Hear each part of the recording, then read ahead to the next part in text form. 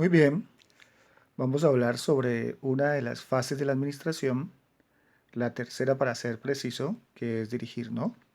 Entonces entendemos que la administración de empresas se divide por fases. La primera es planear, que es preparar todo antes de la acción, dejar todo listo.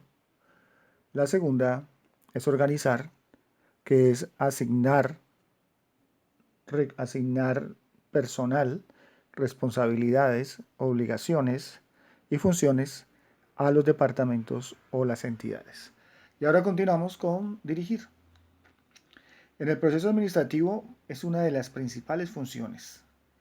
Va después de la organización y precede la fase de control. En algunos casos es llamada la fase de ejecución simplemente. Cuando la empresa hace lo que tiene que hacer, está en ese proceso o estamos en ese proceso de dirección. Estamos trabajando con las personas y las estamos dirigiendo. Esta fase se lleva a cabo con la participación de un gerente, aunque puede ser un administrador menor también o cualquier persona que esté encargada de dirigir a otras, ¿no? Quien es el encargado de motivar al equipo de trabajo, así como velar por la coordinación del mismo e instruir y ayudar a los miembros que lo necesiten. Sin embargo, sus funciones son aún más amplias. Muy bien, aquí hay varios conceptos que tenemos que empezar a manejar para entender la dimensión real de lo que significa dirigir, ¿no? Bueno, entonces lo primero, hablamos de un equipo de trabajo.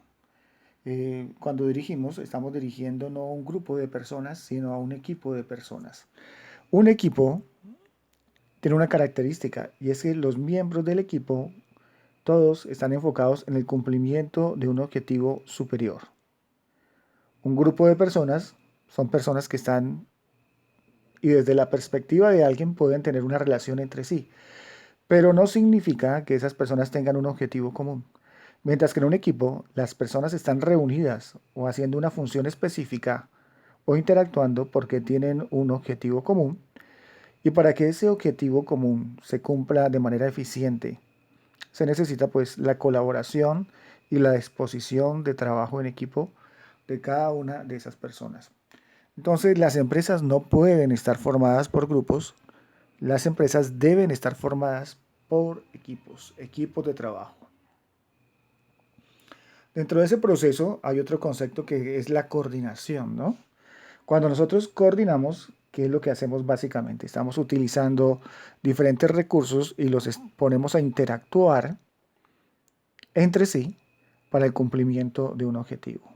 La coordinación significa que haya un trabajo en equipo, haya una coincidencia de los recursos que tenemos y esa coordinación de los recursos hace que sus posibilidades se potencien.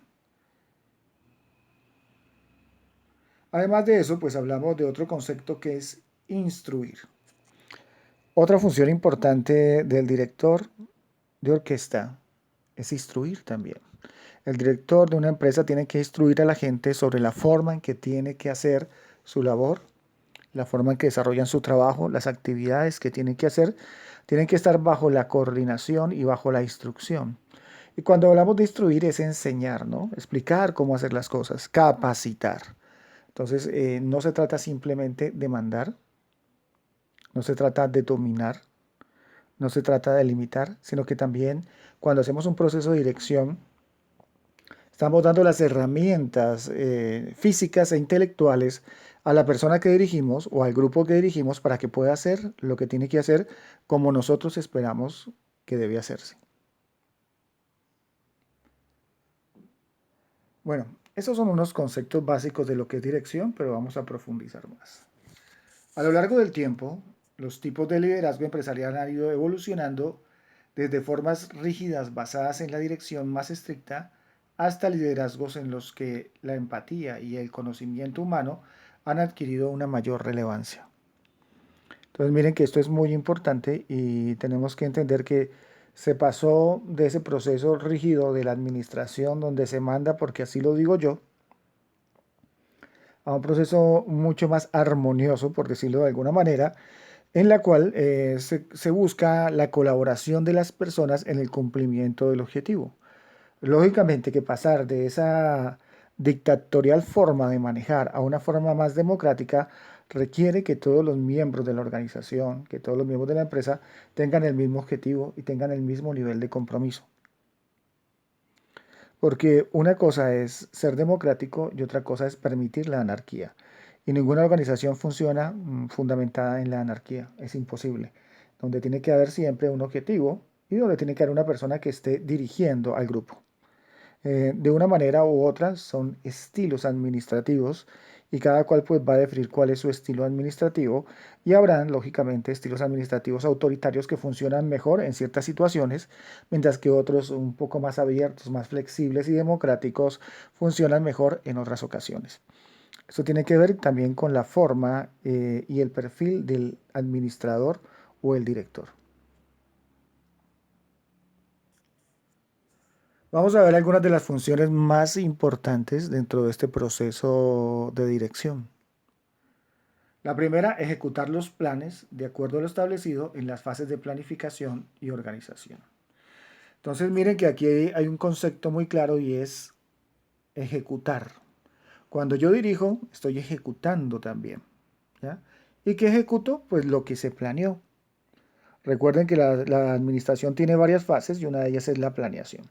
Entonces yo no puedo ejecutar si no he planeado, o por lo menos no podré ejecutar también si no he planeado como lo haría si yo planeo, ¿no? No se trata de hacer las cosas fundamentado en la improvisación. Un buen administrador de empresas tiene que hacer un proceso de planeación, pero también un buen administrador de empresas tiene que tener la capacidad de ejecutar, porque si uno no ejecuta, todo se queda en sueños, en presupuestos, en invenciones, en ideas. Entonces, por eso viene el término ejecutivo, ¿no? Necesitamos un ejecutivo de alto calibre. Cuando hablamos de un ejecutivo de alto calibre es que es una persona que tiene la capacidad de materializar todos los planes y los objetivos de la empresa. Una persona que ejecute. De nada sirve planear si no estamos en un proceso de ejecución constante. De nada sirve soñar si solamente son sueños. Bueno, además el director, como su nombre lo indica, dirige las acciones del equipo de trabajo de acuerdo al plan establecido. Un director está pendiente, está coordinando, está explicando, está colocando el freno, está acelerando, está aconsejando, ¿m? Está midiendo, está haciendo una cantidad de actividades de manera simultánea que permiten que la gente pueda desarrollar todo el potencial que tiene para cumplir con los objetivos de la empresa. Como un director de orquesta que toma su batuta y está a toda hora consciente de qué está sonando en cada instrumento y explica cómo conseguir la nota necesaria para que haya una armonía funcional en toda la empresa, así como una armonía funcional en toda la empresa. Entonces es muy importante que ustedes tengan esa posibilidad de ser directores constantes, que estén ahí y que estén sobre los procesos de manera constante para poder estar haciendo que la gente los haga como tiene que ser, como ustedes esperan y que esos procedimientos se enfoquen realmente hacia el cumplimiento de los objetivos de la organización.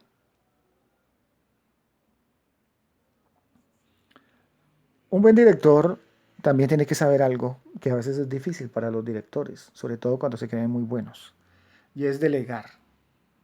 Delegar actividades en otros, facilitando los recursos que se necesiten y velando por la efectividad de su uso. Entonces, un buen director no es aquella persona que se encarga de hacerlo todo, de estar encima de todo. Un buen director tiene que tener la capacidad de delegar, porque cuando manejamos una empresa hay tantas situaciones que se deben tener en cuenta que es imposible con nuestra condición humana tener un control o un manejo de las mismas. Llega el momento en que es importante delegar. Lógicamente hay que saber qué delegar y qué no se puede delegar. Lo esencial y lo que tiene gran repercusión, pues lo tengo que hacer yo, y las tareas más funcionales, pues se pueden delegar. Entonces es importante tener ese criterio, saber rodearse, lógicamente, de personas capacitadas. Eso se hizo, pues en la parte de organización cuando hacemos un buen proceso de selección de personal. Otra de las funciones es mantener al equipo motivado. en todo momento, ya que existen circunstancias que pueden hacer caer el dinamismo. Una cosa es que las personas puedan y otra muy diferente que quieran. Y mucho más difícil cuando se trata de equipos. Tal vez usted con persuasión pueda manejar a una persona o dos, pero cuando son varias personas hay que saber entender el arte de la motivación para conseguir que todos trabajen al unísono para el cumplimiento de los objetivos de la empresa. Que todos de alguna manera resignen sus objetivos individuales para conseguir un objetivo empresarial supremo. En este caso, pues un buen director tiene que ser una persona que tenga una gran capacidad de motivación a las demás personas. ¿Y cómo se consigue la motivación? Pues lógicamente a través de una excelente comunicación, a través de compartir los objetivos de la empresa, a través del ejemplo, a través del dinamismo, a través de la empatía, a través de la simpatía, a través de ser una persona con un excelente sentido humano. Porque realmente las personas o lo que hace que una empresa funcione o no, pues lógicamente son las personas.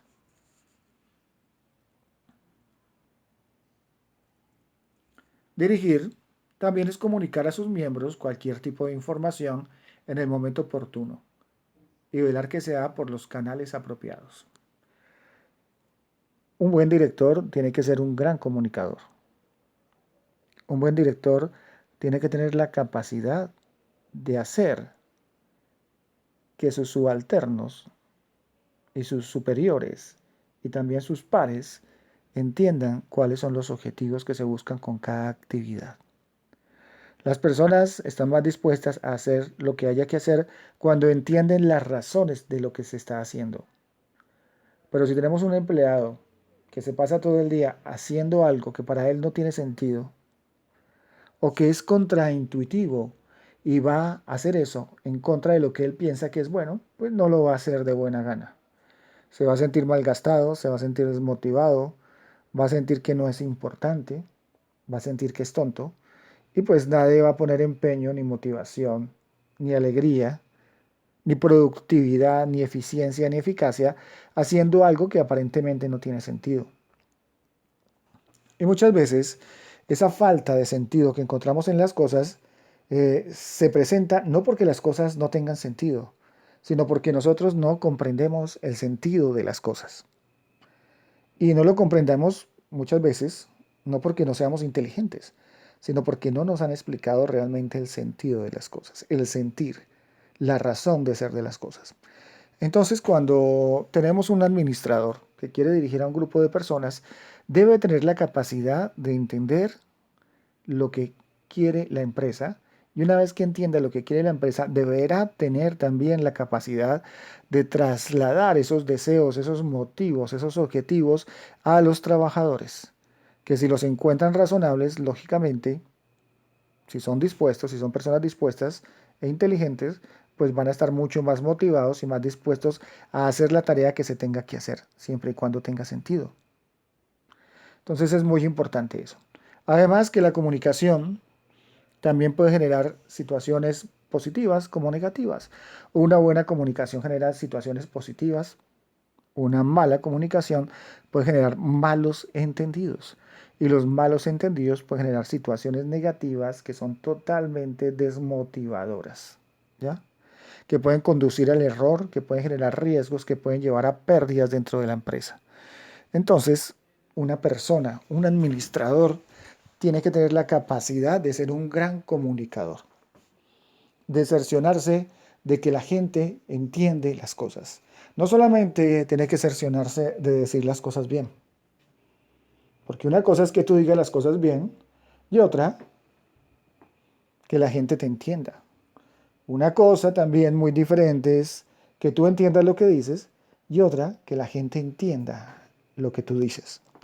Entonces, por eso es tan importante hacer un énfasis grandísimo en el proceso de comunicación. Y la comunicación es una comunicación de doble vía, donde un buen administrador, un buen director, un buen motivador, también tiene que tener la capacidad de escuchar, contemplar, evaluar, valorar, sopesar el punto de vista de sus empleados. No se trata solamente de hablar, La comunicación no es en una sola vía. La comunicación no se trata de un solo emisor y muchos receptores, ¿m? Sino que hay varios emisores y varios receptores. Entonces las personas que están a nuestro cargo también pueden ser excelentes emisores y por eso es tan importante escucharlos.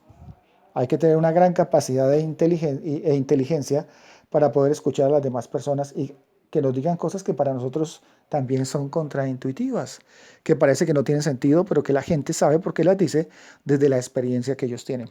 Porque muchas veces el empleado tiene la experiencia sobre el terreno que un buen administrador no puede tener, ¿ya? Por muy bueno que sea, por mucho conocimiento teórico que tenga, por mucho bagaje que tenga, a veces la experiencia de hacer las cosas y de ejecutarlas es algo que es un privilegio solamente de los empleados. Por eso es tan importante escuchar a los empleados.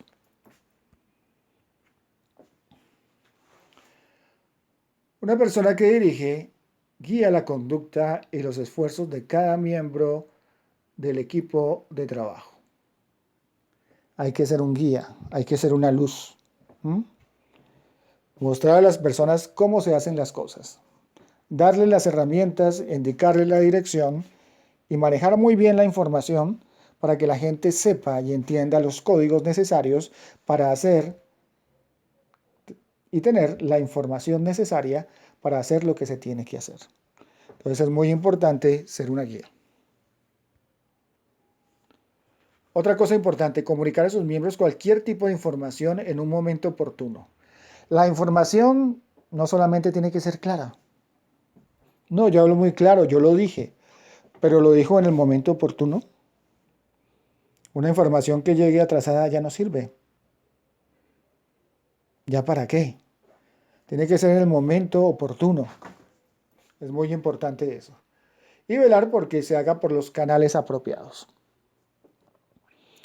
Muchas veces vemos en las empresas que las empresas mandan información a los empleados y los mandan por correo electrónico. Y después se presenta, por ejemplo, una junta donde tienen que asistir todos los empleados y no asisten el 20%. El gerente preocupado le dice a la secretaria o a la auxiliar administrativa, cuénteme, ¿por qué no asistió la gente? Ah, yo no sé, yo mandé la información, a todos les mandé correo electrónico. Pero de todos esos que recibieron el correo electrónico, ¿cuántos tenían internet en ese momento? ¿Mm? ¿O cuántos abren su correo electrónico? Está formalizado el correo electrónico como el medio más idóneo para transformar o transmitir información. ¿Ya? Una citación tiene que hacerse por correo electrónico, por ejemplo. Se tiene que ser muy ingenuo si se piensa que es la manera más idónea de transmitir una citación a una reunión. El correo electrónico puede ayudarnos, una herramienta de ayuda, pero eso nunca va a suplir el voz a voz, el llamar a la persona, decirle, venga, que tengo algo que decirle, le cuento que hay una reunión tal día, o hacer un proceso de comunicación telefónica. Entonces es muy importante que nosotros entendamos que hay canales que ayudan, pero que no son definitivos. Y tenemos que identificar cuáles son los canales más efectivos de comunicación. Es que a usted le llegó una multa, una fotomulta, señor. ¿Pero dónde? No sé, tiene que pagarla. ¿Pero por qué? Si a mí nadie me notificó. No, señor, se la mandamos hasta el correo. No, pero ese correo yo nunca lo veo. Ah, eso es problema suyo, señor. Nosotros cumplimos con mandársela a su correo. ¿Parece justo esto? No, definitivamente no, desde ningún punto de vista. Y eso mismo se presenta con los empleados, con los socios, con cualquier medio, con cualquier persona en la organización. Tenemos que estar seguros de que la gente escuchó y entendió lo que se dijo. No solamente hay que emitir el mensaje, no solamente hay que utilizar el canal, sino estar seguro que ese canal y ese mensaje que se emitió sean los adecuados y sobre todo que el mensaje llegó al receptor. Y no solamente que el mensaje llegó, sino que lo entendió. Porque yo puedo mandar una citación a una reunión y la gente puede recibir el correo, puede abrirlo, pero puede que lo entienda o puede que no lo entienda. Cuando yo lo escribí, lo pude haber entendido, pero cuando la persona lo leyó, no lo entendió. Entonces tenemos que adaptar el mensaje a la capacidad de percepción de cada uno de los empleados. Y una es la forma en que yo comunico una idea a un gerente, un administrador que sabe 3 idiomas y que maneja muy bien el lenguaje y los términos administrativos. Y de otra manera muy diferente tengo que manejar esa misma idea o transmitir esa misma idea a personas que, por ejemplo, tienen escasamente quinto de primaria. Ambos pueden ser muy inteligentes, pero ambos manejan de manera muy diferente la forma en que decodifican la información. Algunos tendrán más facilidad, otras no tanto. Y tengo que hacer las cosas a nivel de quién, del que lo hace muy bien, no. Tengo que hacer las cosas a nivel de la persona que tiene dificultades para ese proceso de comunicación.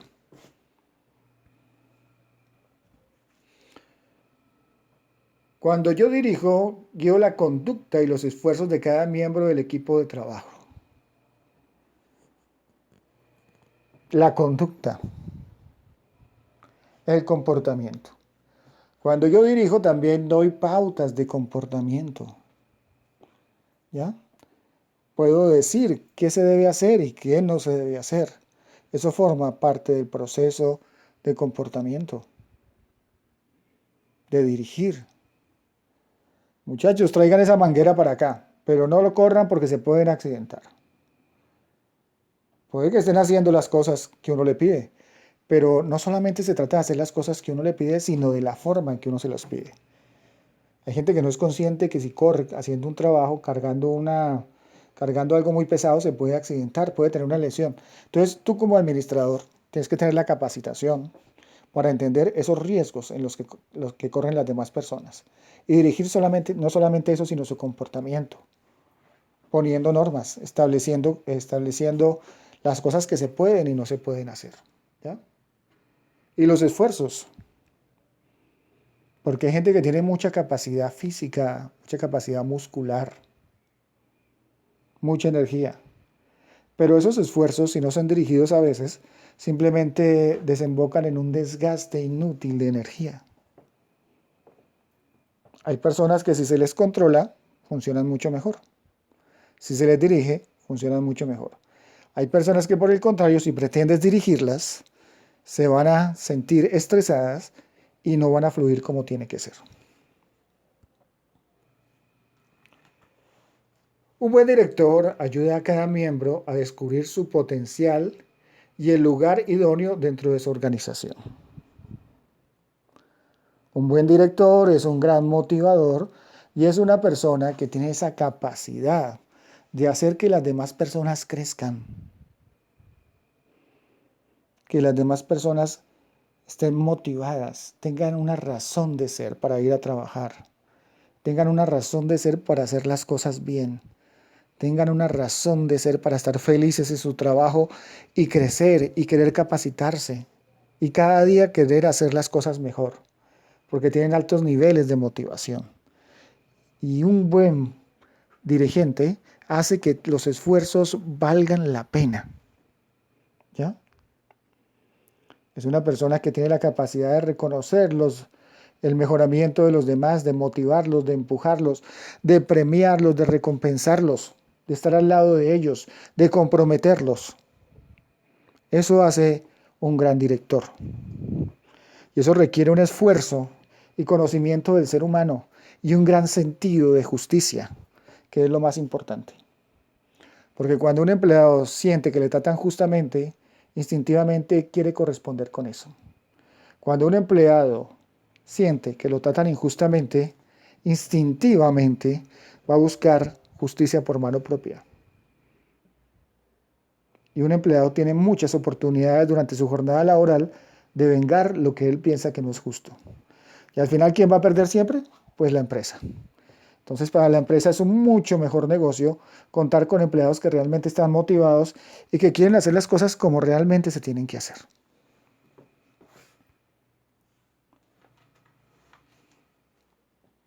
Cuando dirigimos, también tenemos que preocuparnos porque los empleados estén enfocados en el cumplimiento de las metas de la organización.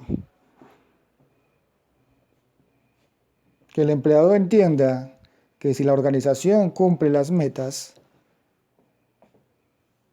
él va a estar mejor, él va a estar bien. Que si la organización sigue funcionando, él va a tener un empleo asegurado y que si la organización marcha bien, él va a tener posibilidades de crecer junto con la organización. Que el empleado entienda que en la medida que la organización cumple sus metas, él también va a poder cumplir sus metas personales. Y generar ese sentido de compromiso y ese sentido de pertenencia con la organización, porque yo quiero la organización, porque es que la organización me trata bien, me quiere a mí. De lo contrario, ¿a mí qué me importa la organización? Si yo para ellos soy un mueble más, un computador más, una máquina más, entonces, ¿por qué tienen que ser ellos especiales para mí? Entonces, ojo con esto que es muy importante.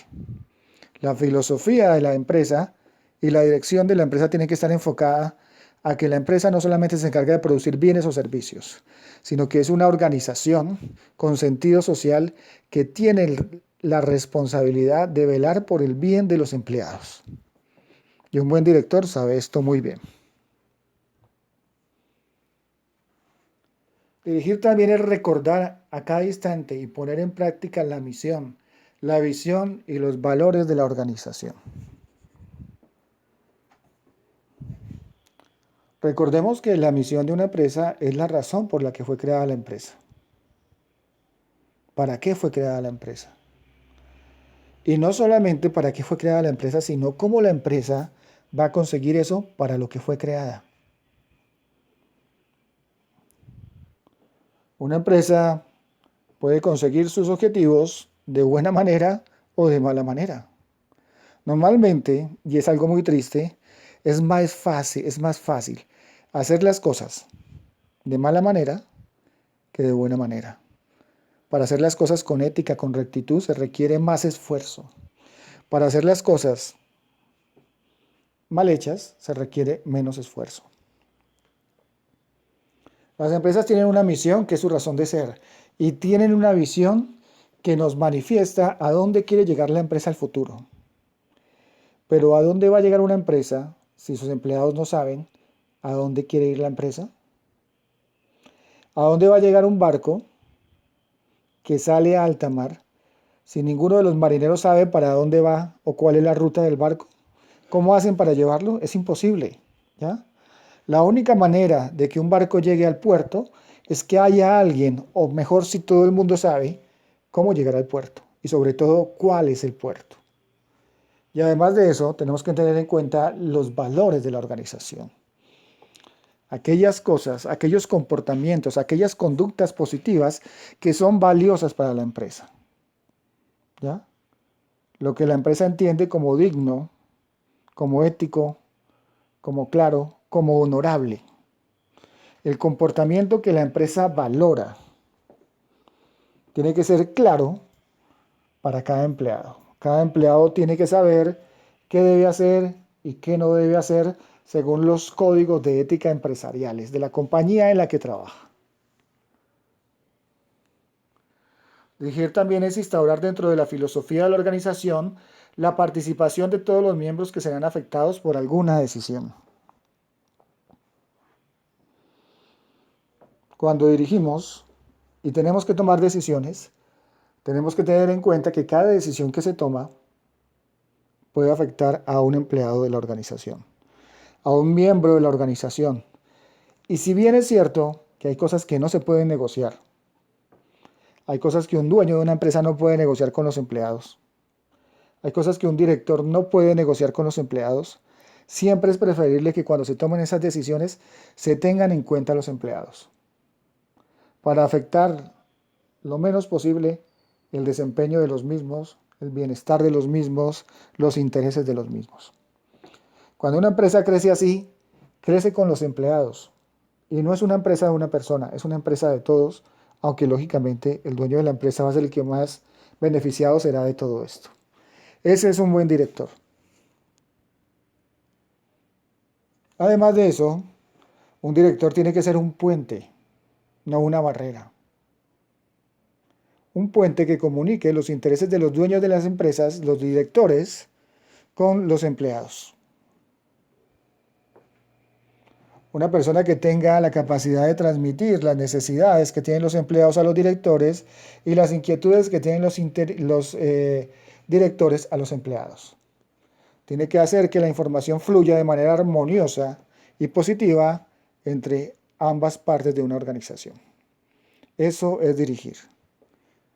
La capacitación, la motivación, la comunicación son factores fundamentales del proceso de dirección. La parte de la dirección administrativa tiene mucho que ver con la condición humana, la capacidad de manejar ese recurso más valioso de una organización, que justamente es el recurso humano. Muy bien. Dirigir también se relaciona estrechamente con controlar. En la medida que dirigimos, también hacemos un proceso de control sobre los individuos, sobre los recursos que estamos dirigiendo, sobre los departamentos, las entidades que estamos dirigiendo. Bueno, vamos a ver qué es controlar entonces. Y controlar, que es una de las etapas de la administración, les recuerdo, administrar tiene 4 fases: planear, organizar, dirigir y controlar. Este control es el que hace que las cosas sucedan. Cuando controlamos, las cosas suceden. El control es una de las etapas que forman el proceso administrativo en la cual se puede tener una información más precisa de lo que sucede. Cuando estamos haciendo control, estamos recibiendo información de cómo se está desarrollando todo lo que nosotros planeamos, organizamos y dirigimos. Esa es la importancia del control.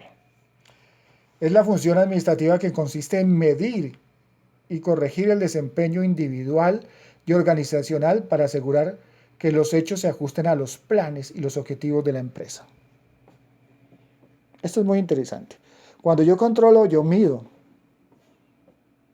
Yo mido según lo que se estableció, según lo que se busca. Hago una comparación.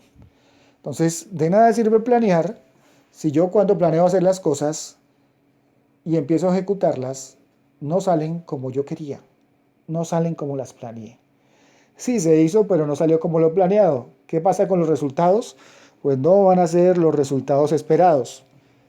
Entonces a mí el proceso de control me permite ver si las cosas están saliendo de acuerdo a lo planeado.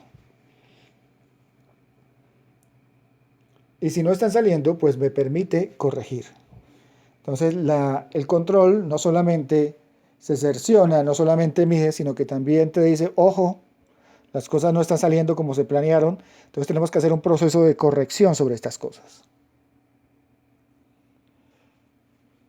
Controlar implica medir el desempeño contra las metas y los planes. Ustedes saben que cuando uno planea, crea objetivos, crea metas, crea planes, donde existen desviaciones con los estándares y ayuda a corregirlas. Entonces, si yo estoy controlando, me doy cuenta que se estableció una ruta por la que tenemos que ir, y si lo que estamos haciendo se sale de esa ruta, se desvía de la ruta, yo puedo tomar decisiones de manera inmediata para controlar eso. Esa es la importancia de controlar. Y digamos que en una empresa todo se controla. Y la gente muchas veces piensa que cuando uno controla, simplemente se hace al final del proceso. Y el control tiene que ser sobre el proceso. Cuando estoy dirigiendo, estoy controlando de una vez. ¿Por qué? Porque si me doy cuenta de que algo va a salir mal, no voy a esperar a que termine de salir mal para después controlarlo. Yo lo controlo y evito que se siga desbocando o desviando del objetivo inicial. En la empresa tenemos muchas cosas que controlar, por ejemplo, a los empleados, el horario, el ingreso, la presentación, muchas cosas que se pueden controlar a un empleado, ¿ya? A los inventarios, la cantidad, la fecha de vencimiento. Hay muchas cosas que se pueden controlar, por ejemplo, en un inventario, en las materias primas, en el dinero. Todo en la organización tenemos que controlarlo. Muy bien, entonces esta es una visión clara de lo que es dirigir y lo que es controlar. Espero que les haya quedado bien. Cualquier duda, pues la pueden colocar abajo en los comentarios. Muchas gracias.